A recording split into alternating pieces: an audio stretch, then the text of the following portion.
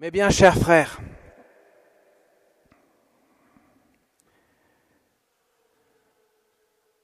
celui qui est un scandale, une occasion de chute, pour un seul de ces petits qui croient en moi, mieux vaudrait pour lui qu'on lui attache au cou une de ces meules que tournent les ânes et qu'on le jette à la mer.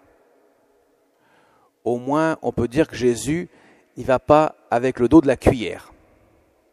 C'est le moins qu'on puisse dire. Là, il met carrément les bouchées doubles. Si votre œil vous conduit au péché, arrachez-le. Si votre main conduit au péché, coupez-la. Alors, est-ce qu'il faut le prendre, bien sûr, au sens propre ou au sens figuré ? Bon, vous connaissez la réponse, évidemment. Mais ça veut dire quelque chose de très profond. La vie spirituelle est une vie de Dieu en nous. Dieu veut vivre dans notre cœur. Ce qui veut dire que je ne peux pas me contenter de saupoudrer, de colorer ma vie avec quelques principes évangéliques que j'applique avec le dos de la cuillère. Jésus réclame beaucoup plus que cela. Il nous donne des commandements dans l'Évangile qui sont fondés sur le mystère même du salut. Quel est le motif de Jésus pour venir ici-bas en ce monde donner sa vie sur la croix, si ce n'est l'amour? Il nous a tant aimés qu'il a donné sa vie pour que nous ne restions pas dans la mort, mais que nous connaissions le bonheur de vivre de l'amour de Dieu, et ce pour l'éternité, puisque l'éternité n'est pas autre chose que de vivre de l'amour de Dieu, vivre de la plénitude de l'amour de Dieu. Il va donc sans dire que le commandement qui résume tous les commandements que Jésus donne à ses apôtres, eh bien c'est de nous aimer les uns les autres. Je vous commande de vous aimer les uns les autres. Alors pour les militaires qui sont présents dans l'Assemblée, un commandement, ça ne se discute pas. Un ordre, on l'exécute, point à la ligne. Alors vous allez me dire, est-ce que c'est comme ça dans l'Évangile ? C'est un peu comme ça. Quand il s'agit d'aimer, il n'y a pas à discuter. Jésus ne dit pas, essayez, si vous avez de l'empathie, si vous êtes de la sympathie pour la personne, etc. Non, je vous commande de vous aimer les uns les autres. Est-ce qu'il y a des exceptions ? Non, puisque je vous demande même d'aimer vos ennemis, pas seulement vos amis, car les païens en font autant. Je veux que vous aimiez même vos ennemis. Et en cela seul, la plénitude de l'Évangile entre dans notre cœur. Nous ne pouvons pas nous comporter entre chrétiens seulement par des réseaux de relations, parce qu'un tel appartient à ma catégorie sociale ou je ne sais quoi encore. Je ne peux pas me permettre de sélectionner ceux avec lesquels je peux avoir des relations, simplement des relations de bon sens, des relations normales. Quand on se rencontre, on peut se dire bonjour, on peut échanger un geste amical qui vient du Christ, cette paix intérieure.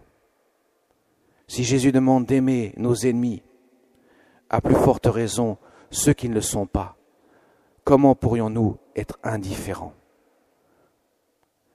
Le Seigneur l'a dit, on reconnaîtra que vous êtes mes disciples à l'amour que vous aurez les uns envers les autres. Ça ne veut pas dire que quand on aime quelqu'un, on a forcément de la sympathie pour lui. Le problème, c'est que l'amour aujourd'hui se résume à des réductions qui font qu'on ne comprend plus ce qu'est réellement l'amour.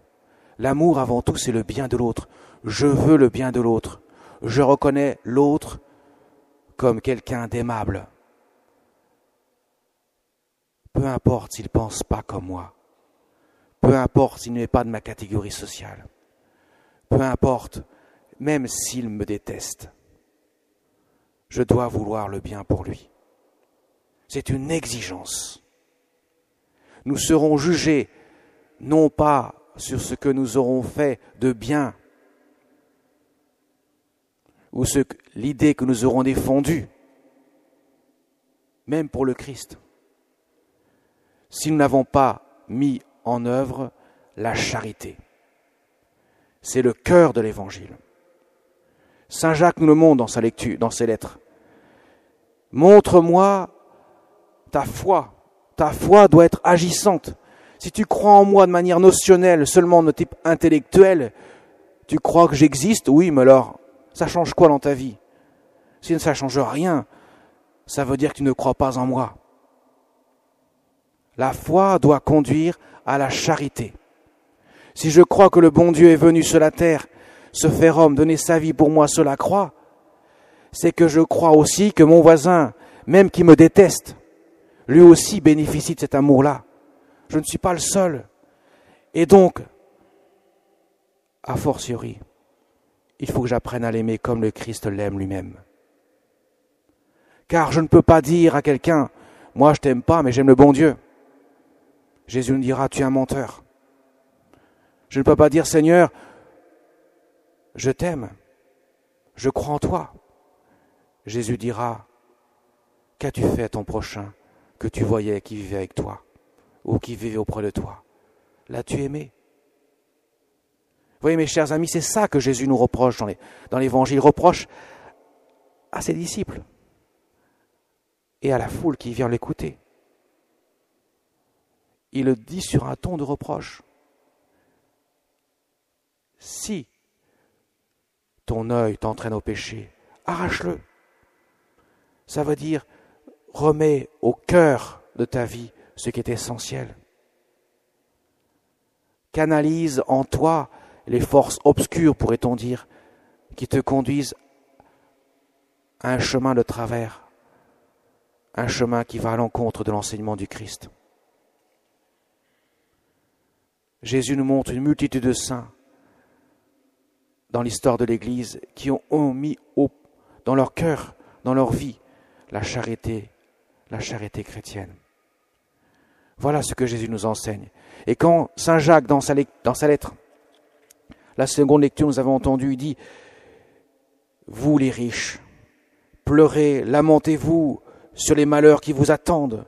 Vos richesses sont pourries, vos vêtements sont mangés de mites. » Saint Jacques n'y a pas par quatre chemins. C'est rude ce qu'il dit. Est-ce qu'il condamne tous les riches? Non, il condamne ceux qui vivent comme des riches. Car il y a des riches qui vivent comme des pauvres, mais il y a aussi des pauvres qui vivent comme des riches. C'est-à-dire des gens qui ne sont attachés qu'à leurs biens, qu'au reflet de ce qu'ils veulent donner au monde. Mais Jésus nous dit non, la vraie richesse que tu dois avoir, elle est dans ton cœur. Elle n'est pas sur toi ou dans les biens que tu possèdes. Elle est dans ton cœur. Cette richesse, c'est l'amour de Dieu qui vient de la croix du Seigneur, sa miséricorde infinie. Dans quelques instants, nous allons recevoir le corps du Seigneur. Nous allons communier au même corps, celui qui constitue la sainte Église de Dieu. Il doit nous rappeler, ce corps de Jésus, que nous sommes tous frères, unis par un même sacrement qui nous conduit à professer une même foi et à vivre une même charité. Et je terminerai par la Vierge Marie, notre Mère du ciel, qui est la première à avoir mis ça en acte dans sa vie. Femme, voici ton fils.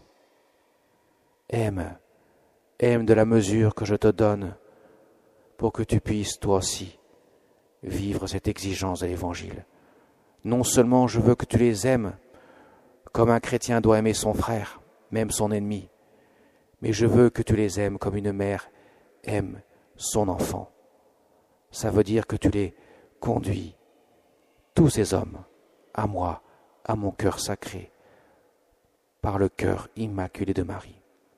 Ne l'a-t-elle pas fait il y a 100 ans à Fatima, en demandant aux petits-enfants de prier pour la conversion des pécheurs? ceux qui s'éloignent de son Fils, ceux qui ont contribué à la condamnation de son Fils sur la croix, ceux qui ont contribué à ce que le Christ verse son sang pour eux. Ne l'a-t-elle pas dit de prier, d'offrir des sacrifices pour la conversion des pécheurs? Ne l'a-t-elle pas dit à la Salette en 1846 aux 2 petits-enfants, elle qui pleurait de voir que les hommes s'égaraient loin du cœur de son Fils, parce qu'il n'était pas habité par l'amour, mais habité seulement par les choses de ce monde, ne voyant pas la vraie richesse que le chrétien possède depuis le jour de son baptême et nourrit à chaque fois qu'il communie à la messe. L'amour de Jésus, l'amour miséricordieux du Seigneur. Mes chers amis, prions le cœur immaculé de Marie, surtout en ce mois du rosaire qui va commencer dès demain. Ce mois où la Vierge Marie nous prête particulièrement son cœur pour méditer, contempler les mystères de la vie du Christ qui nous conduisent tous, sans exception, au cœur de Jésus, comme Jésus le montre sur la statue qui est à votre gauche, à l'entrée du cœur, le Sacré-Cœur. Il montre son cœur plein de miséricorde, ce cœur qui n'a que de l'amour à donner. Amen.